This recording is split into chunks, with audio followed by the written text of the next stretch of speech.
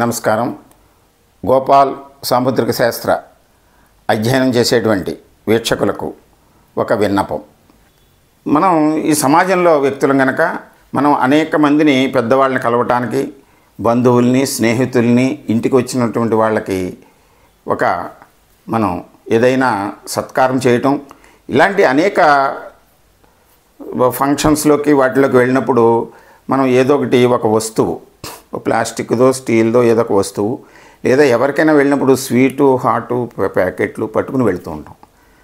అయితే ఈ వస్తువులైనా పదార్థమైనా ఒక రోజులోనో కొన్ని రోజుల్లోనో అవి వాటి యొక్క ఉనికిని కోల్పోతూ ఉంటాయి.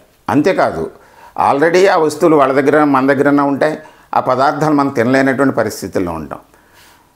అలా కాకుండా మీరు ఎవరికైనా ఏదైనా ఒక సత్కారం చేస్తున్నట్లు, లేకపోతే రిటర్న్ గిఫ్ట్ కింద ఇస్తున్నట్లు ఒక మంచి పుస్తకం, ఒక మహానుభావుడు కందుకూరి వీరేశలింగం గారు చెప్పారు, చిరిగిన చొక్కా కట్టుకున్నా పర్వాలేదు, మనం మంచి పుస్తకాన్ని కొనుక్కున్నాడు ఆ డబ్బుతోటి మహానుభావుడు.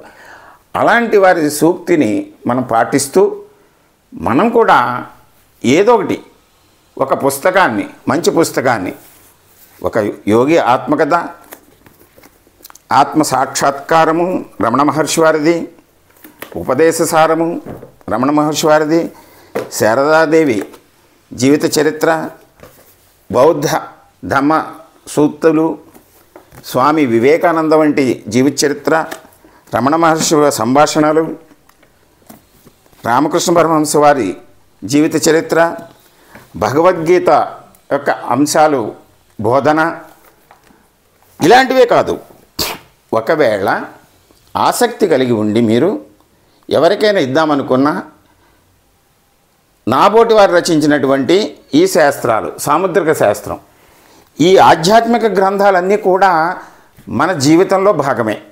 మనం ఆధ్యాత్మిక ప్రవృత్తిని కలిగి ఉండాలి. అలాగే ప్రతి వ్యక్తి అరచేయి కలిగి ఉన్నాడు. మిగిలిన గ్రంథాలు, వైద్య గ్రంథాలు, మ్యాథ్స్ గ్రంథాలు, లేకపోతే ఫిక్షను, ఒక శాస్త్రాలు, రకరకాలైనటువంటి గ్రంథాలు మీరు వాళ్ళకి బహుకరించినా అంత ప్రయోజనం ఉండదు. ఆధ్యాత్మిక గ్రంథాలు కానీ లేదా ఇటువంటి శాస్త్రము అరచేయి కలిగి ఉన్నారు ప్రతి వాళ్ళు. అంచేత ఎవరి గురించి వాళ్ళు తెలుసుకునేటువంటి ఇటువంటి గ్రంథాలు కానీ మీరు బహుకరించినా అవి ఇవాళ చదవచ్చు, మీరు చదవచ్చు, కొన్ని సంవత్సరాల తర్వాత మీ పిల్లలు చదవచ్చు, మీ మనవలు చదవచ్చు, ఎవరైనా చదవచ్చు. 100-120 సంవత్సరాల క్రితం పుస్తకాలు మనం చదువుకుంటున్నాం. అందువలన ఈ పుస్తకాన్ని బహుకరించే విధంగా మీరు మీ ఆసక్తిని పెంచుకోండి. గోపాల సాముద్రిక శాస్త్రాన్ని ఆదరించండి.